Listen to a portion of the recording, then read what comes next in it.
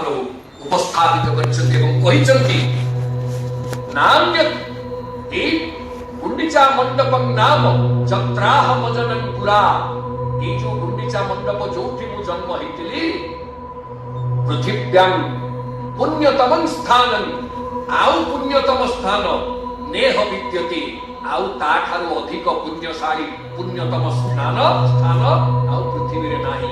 तेणु प्रत्येक वर्ष 7 दिन पाई मो जन्म माटी की जीवार आदर्श को हमको शिखेबा ता अर्थ आमे केही गां माटी की भूलिबा नाही जन्म माटी की भूलिबा नाही एही आदर्श को शिखेबा पाई महाप्रभुकर घोष जात्रा करे। तृतीय रे आउ गोटे आदर्श कोन ना एक रे हला कर्मफल दुई रे हला जन्म माटी प्रति प्रीति आउ तृतीय रे हला यज्ञ सीधी कोन यज्ञ मंडल आउ संसार रे सबुठारु श्रेष्ठतम कर्म होछि यज्ञ वही श्रेष्ठतम कर्म यज्ञ होछि श्रेष्ठतम कर्म।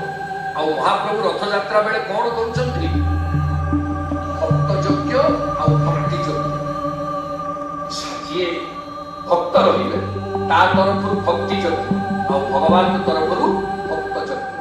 अतिथि सेवा जमिति नर यज्ञ सेति भक्त प्रति कृपा दृष्टि करिबा भक्त यज्ञ।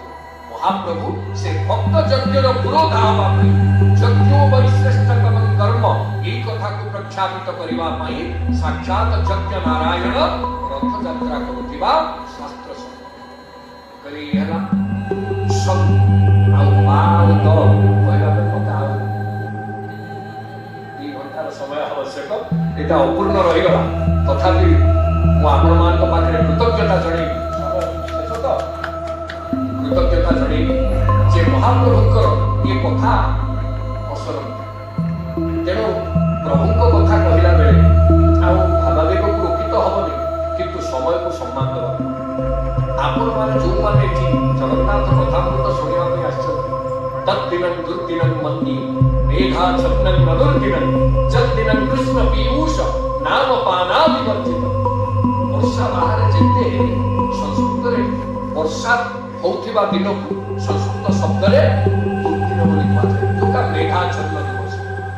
आज भी मेघाच्छन्न दिवस हेले आज काहे आपण दुर्दिन हुए ना महाप्रभु को कथा सुनिबा जो आजिर दिनटा सुदिन होई। समस्त को प्रणाम। ओम सर्वे भवन्तु सुखिनः सर्वे सन्तु निरामयाः सर्वे भद्राणि पश्यन्तु मा कश्चित् दुःखभाग् भवेत्। कायेन वाचा मनसेन्द्रियैर्वा बुद्ध्यात्मना वा प्रकृते स्वभावात् करोमि यत् सकलं परस्मै नारायणाय।